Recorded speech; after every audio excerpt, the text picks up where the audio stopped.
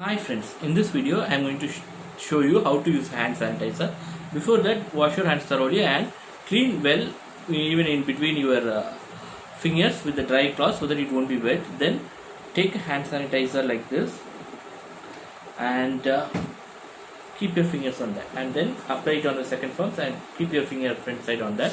Then rub your palms like this, then in between your fingers. If you need additional hand sanitizer, take it. That's not at all a problem.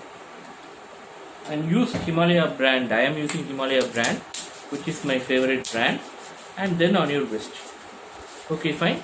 And these hand sanitizers which you use should have above 60% of alcohol content. The one which I am using is having above 60% of alcohol content. I am using Himalaya branded, which cost about some 250 rupees for 500 ml. This is the cheapest one I found in the market, so that's why I am recommending this to you. And apart from that, I am going to give you a lot of awareness and sanitation videos.